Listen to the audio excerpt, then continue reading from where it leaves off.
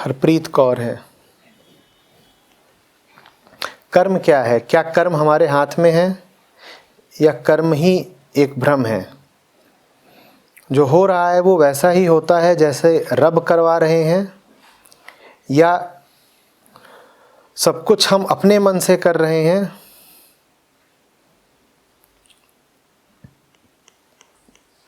हमारी सोच और कर्मों के निर्धाता क्या रब हैं?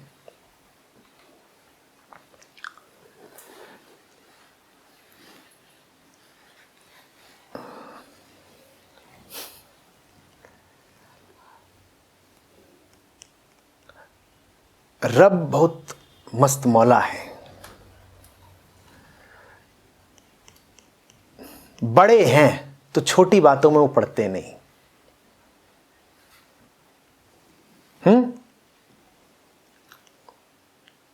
तुम काली शॉल डालोगी या सफेद शॉल डालोगी, इससे रब को क्या मतलब? उन्हें तुम्हारी भावनाओं से, सोच से और कर्मों से कोई लेना देना नहीं है।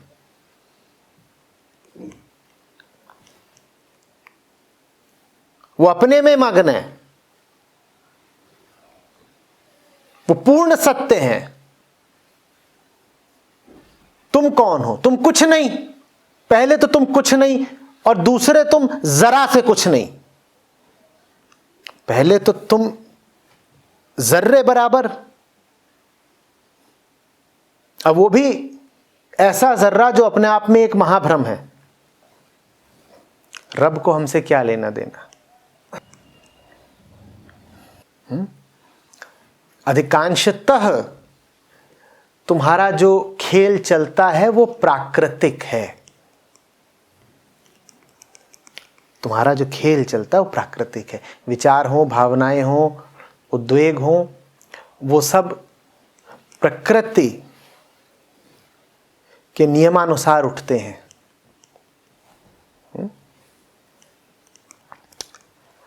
और उन सब का उद्देश्य एक ही होता है कि तुम्हारा शरीर बना रहे, मनुष्य की प्रजाति आगे बढ़ती चली जाए।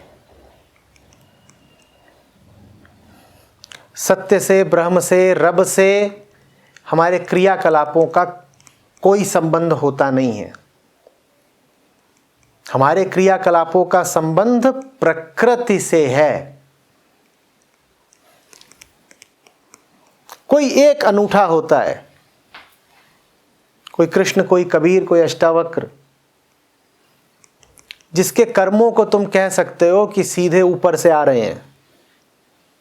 बाकियों के तो सारे कर्म नीचे से ही आते हैं, प्रकृति से ही आते हैं। तुम्हें किसी से प्रेम हो गया है, तुम उसके लिए खाना बना रहे हो, ये कोई ऊपर वाले ने फरमान थोड़ी ही भेजा है, ये तो प्रकृति का तकाजा है। जंगल चले जाओ, वहां भी यही सब चल रहा है। प्रकृति ने सिखा रखा है एक एक पौधे को, एक एक पशु को, ऐसा करो, और वो ऐसा करेगा।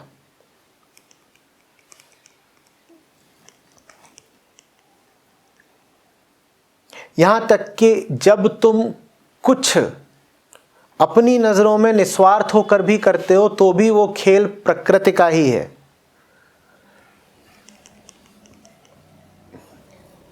अभी मैंने एक वीडियो देखा जिसमें था कि एक कुत्ते का बच्चा रेल की पटरी पर फंस गया था, तो उसको बचाने के लिए बहुत सारे अन्य कुत्ते रेल की पटरी पर इकट्ठा हो गए। अब उन्होंने आते देखा रेल को, फिर भी हटे नहीं। तो उस वीडियो को ये कह के प्रचारित किया जा रहा था कि देखो कुत्तों में कितना निस्वार्थ प्रेम है। उस बच्चे को बचाने के लिए इतने सारे कुत्तों ने अपनी जिंदगी दांव पे लगा दी, वो रेल के सामने से हटे नहीं। जो ये वीडियो प्रचारित कर रहे थे उन्हें समझ में नहीं आ रहा था कि ये भी बस प्रकृति द्वारा तुम में रचाए गए, बसाए गए संस्कार हैं। प्रकृति चाहती है कि समूह बचा रहे। प्रकृति को इस बात से कोई मतलब नहीं है कि एक आदमी की जान बचती है या नहीं।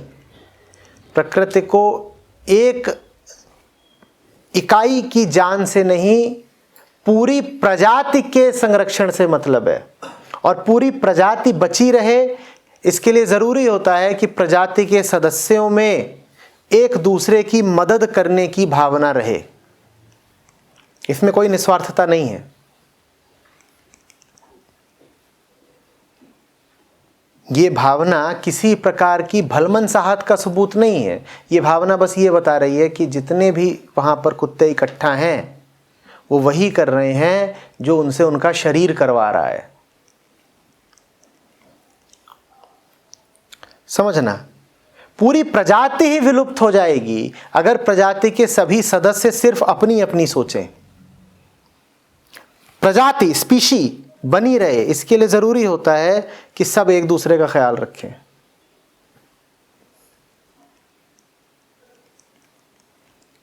तो हमारे तो बुरे काम, अच्छे काम, सारे ही काम कहां से आते हैं? शरीर से ही आते हैं। शरीर, शरीर के रसायन, उन रसायनों से उठती भावनाएं। इसमें रब को बीच में मत लाइए, रब का कोई लेना देना नहीं।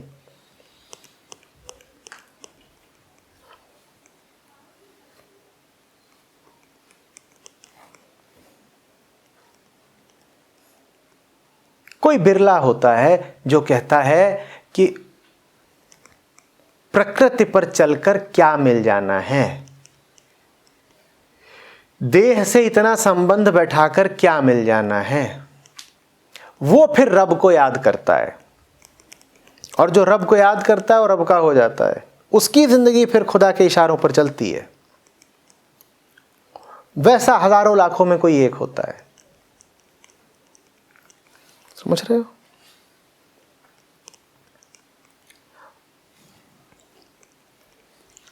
अहम तो हर जीव में मौजूद है। जीव माने ही अहम। पर अधिकांश लोगों का अहम संयुक्त होता है देह से, प्रकृति से। उनके मुंह से जो बात निकल रही है वो उनकी बात नहीं है। वो किसकी बात है? वो देह की बात है। उनको जो भावनाएं उठ रही हैं, अच्छी बुरी जैसी भी भावनाएं, वो भावनाएं उनकी अपनी नहीं है। वो किसकी भावनाएं हैं? देह की भावनाएं हैं। उनको विचार उठ रहे हैं, भले ही बड़े ऊंचे विचार हो, पर वो किसके विचार हैं? शरीर के। अधिकांश लोग पूरे तरीके से देह ही होते हैं। उन्हें और कुछ चाहिए भी नहीं। उन्होंने संसार को चुना है, और संसार को तो भोगने के लिए क्या चाहिए?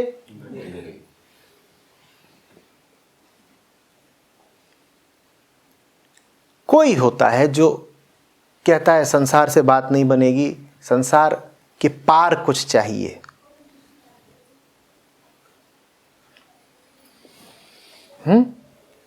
वो रब को चुनता है, वो रब का हो जाता है।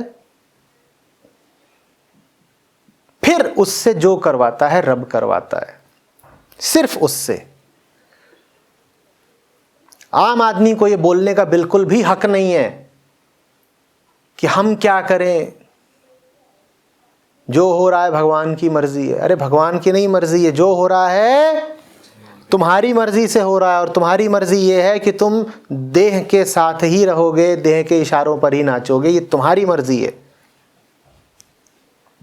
पर आम आदमी में इतनी भी ईमानदारी नहीं होती कि वो मान सके कि उसकी जिंदगी में जो परेशानियां हैं, दुख दर्द हैं, वो सब खुद उसकी करतूत हैं, उसी का चुनाव है। जो भी चीज होती चलती है उसका ठीकरा वो फोड़ता चलता है परमात्मा पे। कहता है परमात्मा ने करा है। रात में बढ़िया चाट और मसाला छक के खाया, अगले दिन अब लगी ये मरोड़ और दस्त। तो कह रहे भगवान जो कराए वही ठीक, ये भगवान करा रहा है। खुद को देह मानते हैं, तो पत्नी भी देह ही देह दिखाई देती है। दिन रात छक कर उसकी देह को भोगते हैं, और एक के बाद एक जब संतानें पैदा होती जाएं तो कह देते हैं ये हम क्या करें, ऊपर वाले की बरकत है। ये ऊपर वाले की बरकत है? ईमानदारी से कह रहे हो ये ऊपर से आए हैं सब, 10वीं मंजिल से टपके हैं, या ये नीचे की करतूत है?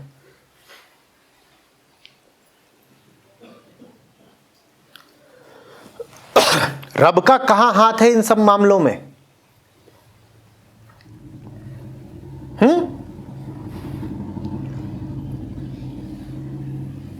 कपड़े प्रेस कर रहे थे, तभी फोन आ गया, लग गए फोन पर।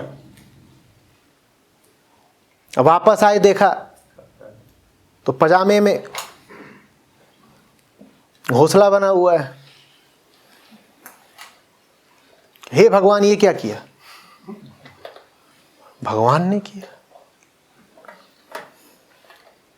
फिर वही घोंसला अपने ऊपर टांग के बाहर निकल पड़े, तो लोग पूछ रहे ये क्या है? बोल रहे रब दी मर्जी। ये तो जीवन में कोई बेहतरी, कोई तरक्की नहीं होगी जब तक तुम अपने कामों की जिम्मेदारी अपने ऊपर नहीं लोगे।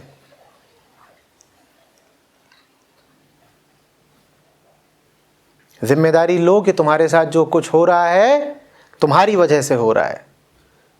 जब तुम ये जिम्मेदारी लेते हो तब तुम्हें एक ताकत भी मिल जाती है, और वो ताकत होती है कि अगर तुम गलत चुन सकते हो तो फिर तुम सही भी चुन सकते हो, और सही चुनने का मतलब होता है रब को चुनना। फिर तुम रब को चुनोगे। अपना किया तो तुमने खूब भोग लिया, रब को भी थोड़ा मौका देके देखो, देखो कि उसका किया कैसा होता है। नहीं, बेचारा एक मौके के तो काबिल है ही।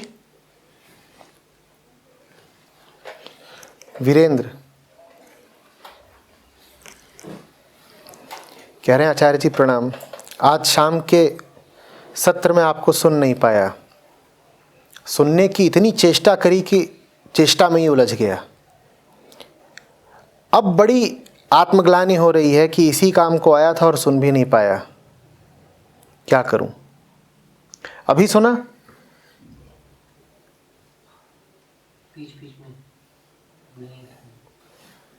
फिर इस ग्लानि का क्या हुआ? बड़ा मैं धोखे सब आया तो फिर क्या आ गया? कुछ तो संगति का असर है।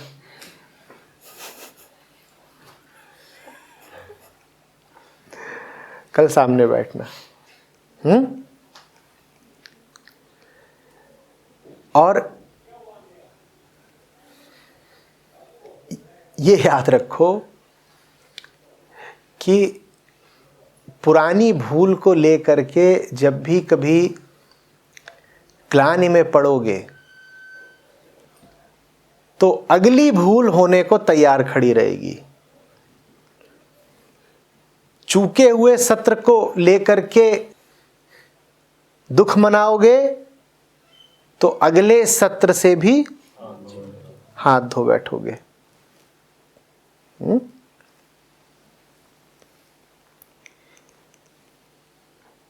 कुछ नियम समझ लेना।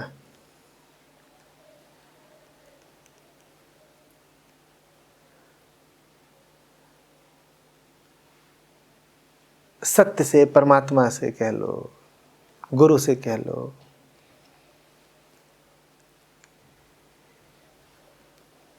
इनसे प्रेम का रिश्ता होता है।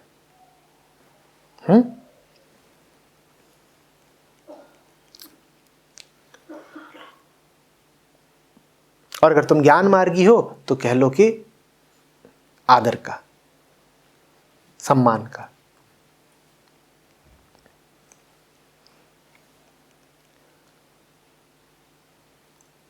तो फिर इनसे संपर्क बनाते समय वही सब रवायतें निभाया करो जो प्रेम में और आदर मर्यादा में निभाई जाती हैं।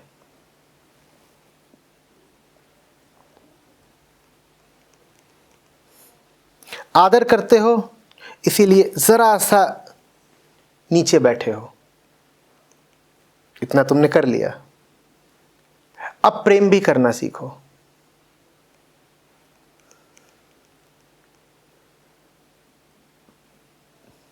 सामने बैठते हैं और आंखों में आंखें डाल के देखते हैं। आदर ही काफी नहीं होता, आदर तो कई बार दूरी भी बन जाता है कि महाराज आप चढ़ के बैठ जाइए पहाड़ के शिखर पे, आप इतने आदरणीय हैं कि बिल्कुल ऊपर बैठ जाइए और हम बैठेंगे नीचे। ये तो तुमने आदर के नाम पे दूरी बना ली। आदर चाहिए, प्रेम आदर से भी ज्यादा चाहिए।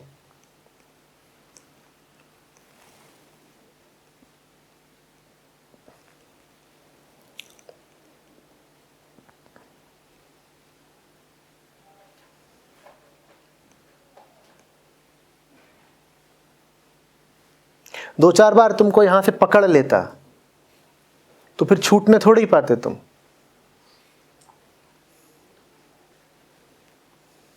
पर देखो तुमने बिस्तर ही कहां बिछाया है।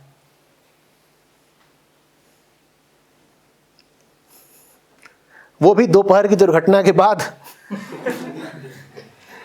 थोड़ा और मेरे पीछे ही बिछा देते बिस्तर तो बिल्कुल ही फिर सुरक्षित हो जाते। आग्रह रखो, जिद उत्कंठा रखो कि सत्र चल रहा है तो मुझे उसमें से सब कुछ चाहिए। जिनके लिए आया हूं उनकी निकटता चाहिए।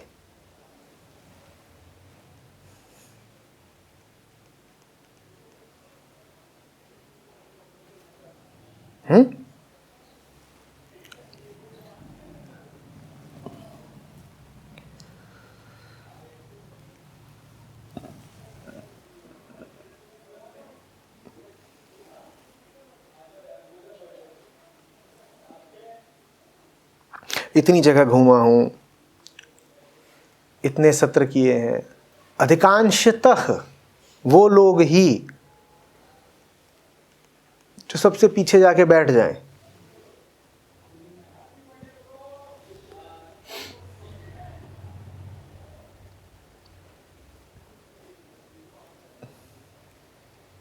वही चूकते हैं क्योंकि उनका मकसद ही चूकना होता है।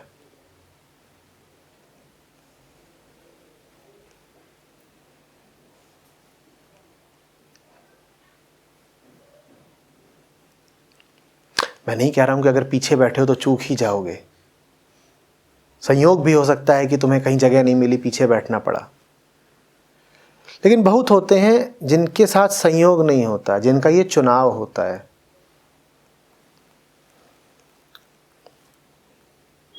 चाहे वो सत्संग के लाभार्थी हों या कॉलेज के विद्यार्थी। अगर कोई जानबूझ करके